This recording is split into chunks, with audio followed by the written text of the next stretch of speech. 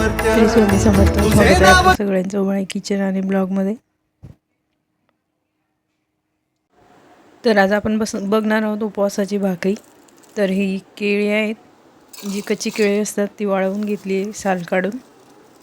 त्याची बारीक स्लाइस केले होते आणि वाळवून घेतले चांगल्या कडक उन्हामध्ये. ते मिक्सर करून घ्यायचं आहे. त्यामध्ये राजगिरा भाजून टाकायचा आहे, तो पण बारीक करून घ्यायचा आहे. आणि त्यानंतर त्यामध्ये भगर, ती पण बारीक करून घ्यायची आहे. हे सगळं मिश्रण वेगवेगळं करायचं आणि नंतर जर थोडं जाड वाटलं आपल्याला तर आपण परत पुन्हा एकत्र करून फिरवू शकतो. तर नमस्कार, स्वागत आहे आपलं सगळ्यांचं उबाळी किचन आणि ब्लॉगमध्ये. आज खूप दिवसानंतर रेसिपीचा व्हिडिओ आहे, कारण वेळच नव्हता मध्ये आणि रेसिपी व्हिडिओज बनवले नव्हते. तर ही केळं घेतली, ते कच्चे केळं वाळवून घेतलेले चांगले, त्यांना मिक्सर करून घेतलं होतं. तर आज आमची एकादशी होती, त्यानिमित्त आम्ही भाकरी बनवणार होतो एकादशीच्या. तर स्मूथ होती केळी, मिक्सर करून एकदम बारीक होते. आणि त्यामध्ये मग आपल्याला थोडीशी भगरचं पीठ, राजगिऱ्याचं पीठ घालायचं, म्हणजे भाकर व्यवस्थित होते. राजगिरा थोडा कमीच घालायचा, कारण राजगिऱ्यामुळे थोडंसं तुटत नाही पटकन भाकर. आणि भगर घ्यायची जास्त, भगरमुळे नरम येते भाकर. तर इथे भगरीचं पीठ, राजगिऱ्याचं आणि केळीचं पीठ असे 3 प्रकारचे पीठ मिक्स करून इथे उपवासाची भाकर बनवली जाणार आहे आता. तर इथे सगळं पीठ मिक्स करून घेतलं आहे. तर असेच आमचे व्हिडिओ बघा, चॅनलला सबस्क्राईब करा. व्हिडिओ आवडला असेल तर नक्की लाईक आणि कमेंट करून तुमच्या प्रतिक्रिया कळवा आम्हाला. तर इथे मिक्स केलेलं आहे पीठ. तर आपण ज्याप्रमाणे भाकरी करतो त्याप्रमाणेच इथे मीठ आणि पाणी टाकून, तर इथे थोडंसं कोमट पाणी वापरायचं आहे आपल्याला भाकरीला, म्हणजे भाकर अशी मऊसूत येते.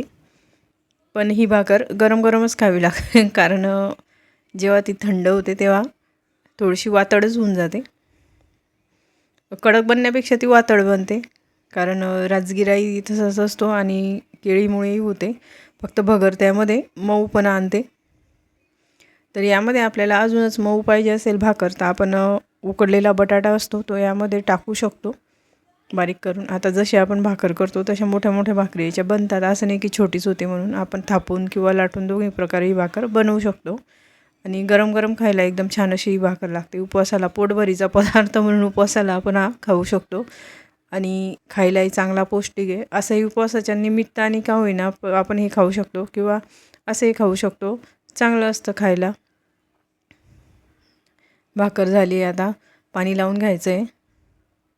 दिसायला थोडीशी आपली कळण्याची भाकर दिसते, तशी दिसते काळसर, कारण बटाटे जे काळपट झालेले, केळी जी काळपट झालेली असते वाळून, त्यामुळे याचा रंग असा दिसतो.